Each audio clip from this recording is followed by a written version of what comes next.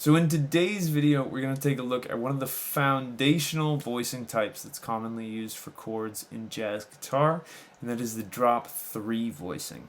Now, I used to be super confused by what drop 3 actually meant, so let me tell you where it comes from and an easy way to actually keep it in your head.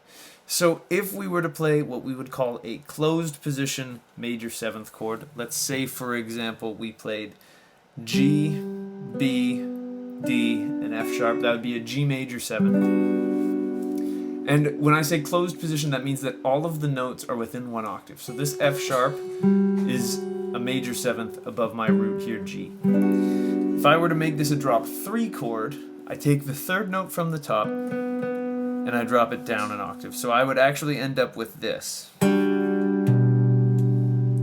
And what happens when you do that, let me see, well actually I'll do this. Here, now our notes are spread across a wider range, which helps the chord feel a little bit more spaced out and full. This feels quite tight and compact, and that's a desirable sound in certain instances, for sure, where everything's just those stacked thirds. But then if I drop the 3rd note, which again in this case is the 3rd B, this is a G major 7 over B chord. And it's a really pretty sound, and it's got a little bit more kind of weight to it. But the easiest way to remember drop 3 chords, because again, a root position drop 3 chord, say for example this, which is one of the voicings we're going to take a look at today, but if I took this, it's actually almost useless to me, unless I'm arranging for a big band in the horn section, that this actually originated from a 7th and bass drop, or a 7th and bass closed position chord.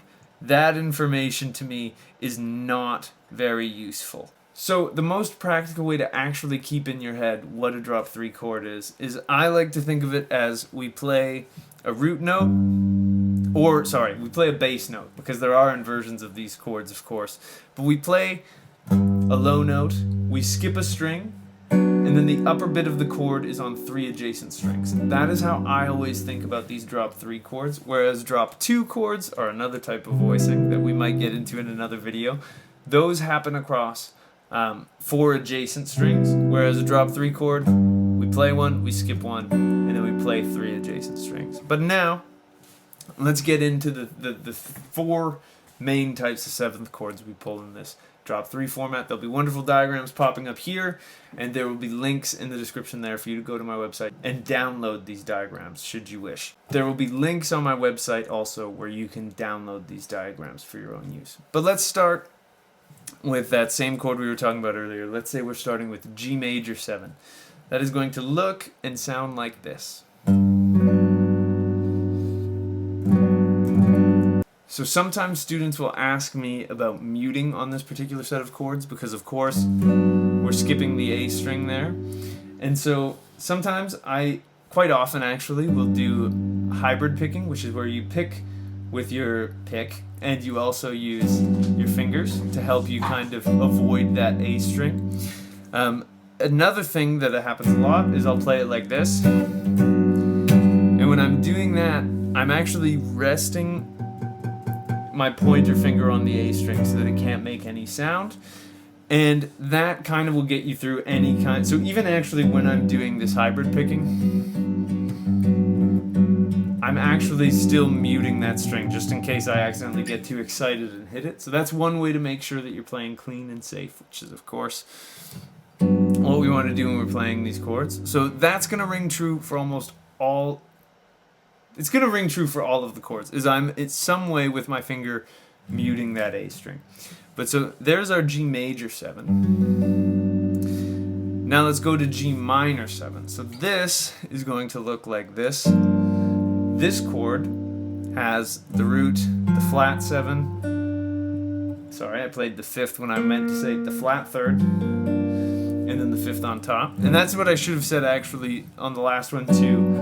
All of these chords follow an arrangement that goes root, 7th, 3rd, 5th. In a major 7, it's a major 7 and a major 3rd. In a minor 7, you guessed it, it's a minor 7 and a minor 3rd that are in there. There's multiple ways to finger this minor 7. I personally like to do it like this. my middle finger and then my ring finger barring the 3rd fret of the D, G, and B string. Some of my students like to do this one, although I maintain that this is maybe not the world's most efficient way to play this chord, where you have pointer finger, basically all of your fingers are fretting something. Some people also like to do it like this, which is kind of like the one that I like, but with your pointer finger and your middle finger instead. Try out a couple and see what works, although I think that this is probably the best way to do it, just because it leaves you with a lot of options in terms of getting to your next chord. So there's minor 7. Now what about dominant 7? A dominant 7 chord has a major 3rd, but a minor or dominant 7th, or flat 7th if you will, and that is going to look like this. So 3, 3, 4, 3. And this is how I finger this shape, is I play that. And again here I'm resting my pointer finger on that A string so that it won't make any sound. And then our last shape that we need to get comfortable with and familiar with is a G minor 7 flat 5, which looks like this. Here I'm resting my middle finger on that A string. We get ring finger, pinky, pointer finger up top. This is commonly found on the 7th. Sorry, it's not commonly found. Rubes. This is the chord that naturally occurs on the 7th degree of our major scale. And speaking of that, that's my favorite way to practice these, is actually using a harmonized major scale. Because when you do that through a harmonized major scale, you actually have to play every single chord type.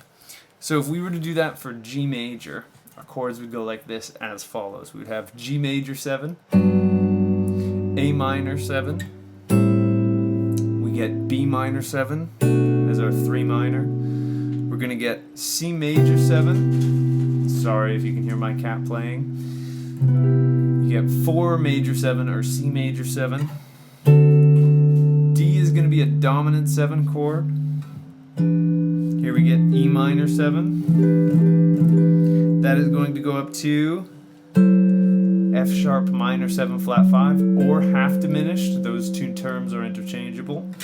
And then we get G major 7 again. And as always, what goes up must come down. So we'd get G major 7, F sharp minor 7 flat 5, E minor 7, D dominant 7, C major 7, B minor 7, A minor 7, then we get G major 7, right there. And that is a harmonized G major scale. Now, let's take a look at this in maybe one more key, just to say that we did. Let's use the key of F, so everything we did before, but now it's 2 frets below.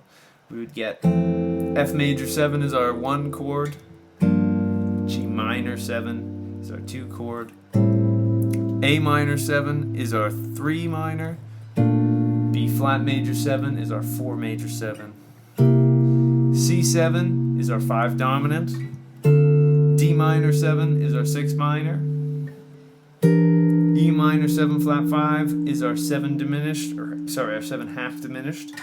Then we're back at F major 7, back at E minor 7 flat 5, back to D minor 7, C dominant 7, B flat major 7, A minor 7, G minor 7, and then we're back home at F major 7. So hopefully you enjoyed this video all about the drop 3 chords. I'm going to do some follow-up videos on all of the inversions of these drop 3s, so stay tuned for those. If you have any questions, please leave them in the comments. I'll try to get back to you as soon as I can. Thank you so much for watching the video. If you enjoyed it, I'd really appreciate it if you could like and subscribe. It truly helps me out more than you could know. If you want to support me or the channel, there's links to support me on Patreon down below where you get early access to videos. There's also links to purchase my video course on triads or my book full of scale and arpeggio diagrams. If you want to take a guitar lesson with me, I have a link to contact me down below as well. I'd absolutely love to work with you on whatever's troubling you on the guitar. And last but not least, I've got new videos coming out every single week, so I hope I'll see you in the next one. And until I do, I'll wish you a wonderful day, and I hope you have some fun playing the guitar. Thanks.